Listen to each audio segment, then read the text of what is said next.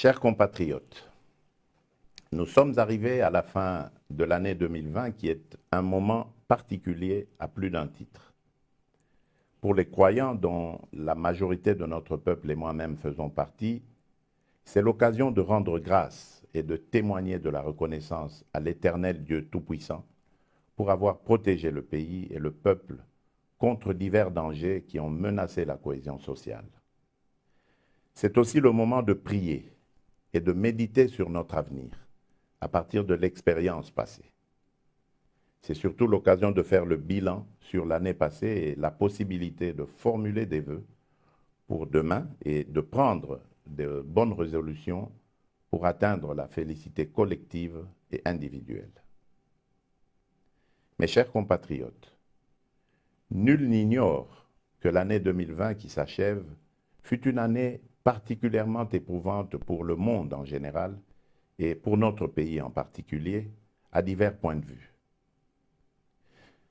D'abord, au cours de cette année, en plus de la maladie à virus Ebola qui a continué à faire des ravages dans certaines provinces du pays, en particulier à l'Équateur, nous avons dû faire face, dès le début du mois de mars, à l'apparition de l'épidémie de Covid-19 qui a fini par se propager à travers le pays, en particulier dans la capitale, où l'on a dénombré de nombreux cas de décès, notamment dans le personnel soignant et les personnes vulnérables. Pour ce faire, je ne cesserai de témoigner la compassion de la République à ces nombreuses familles qui ont ressenti la douleur de perdre, parfois en un temps record, plusieurs proches. De même, je continuerai à marquer mon soutien indéfectible à l'ensemble des acteurs, internes et internationaux, qui sont intervenus et continuent d'intervenir, ont fourni et continuent de fournir diversement des efforts louables,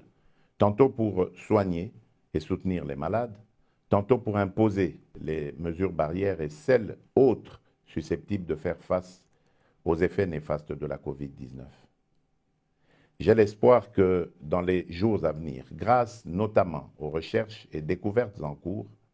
l'on parviendra à trouver un traitement efficace pour soigner cette épidémie. Du reste,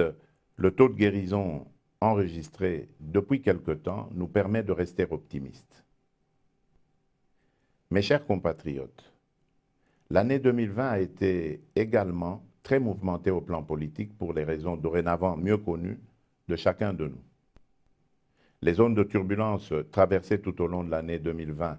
par la coalition FCC-Cash qui a fini par éclater, loin de créer une fracture insurmontable entre acteurs politiques des deux camps, ont plutôt fait naître une nouvelle dynamique autour de l'union sacrée de la nation qui regroupe désormais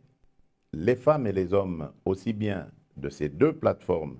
qui formaient jadis la majorité à l'Assemblée nationale que des autres tendances politiques,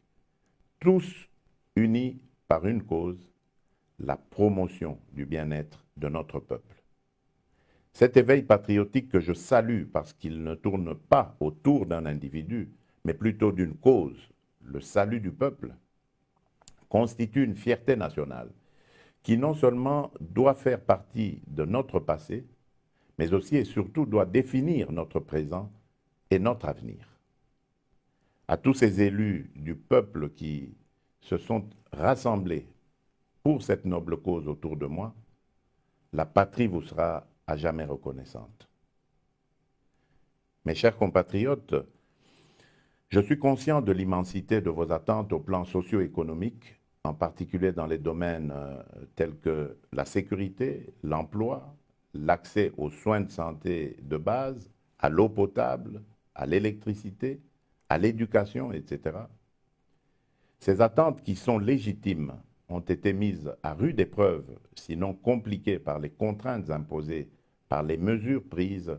pour faire face à la pandémie de Covid-19. Je mesure parfaitement la valeur des sacrifices que vous endurez chaque jour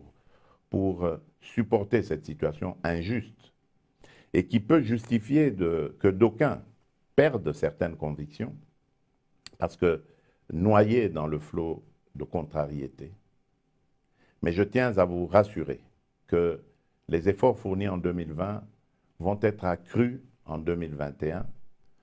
en utilisant toutes les ressources du pays,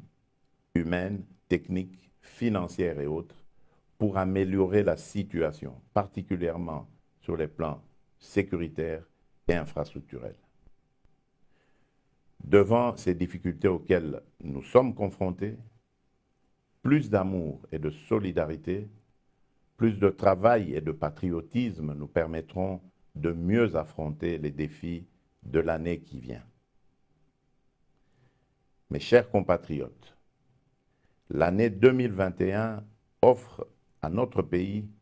l'opportunité sur le plan de la politique extérieure de présider l'Union africaine pour l'exercice 2021-2022. À ce titre, notre pays sera fortement sollicité au courant de l'année prochaine. C'est pourquoi j'invite les Congolaises et les Congolais non seulement à ne pas se départir de leur hospitalité légendaire, et ce, dans la paix,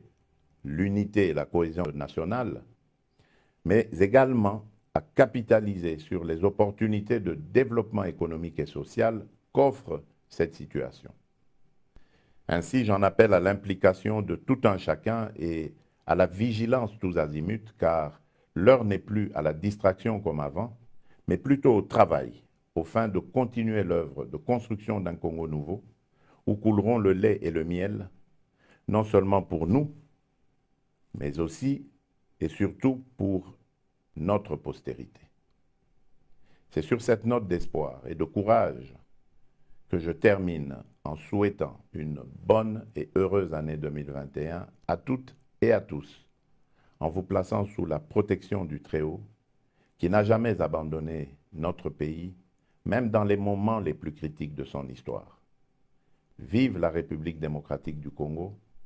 que Dieu bénisse notre pays. Je vous remercie.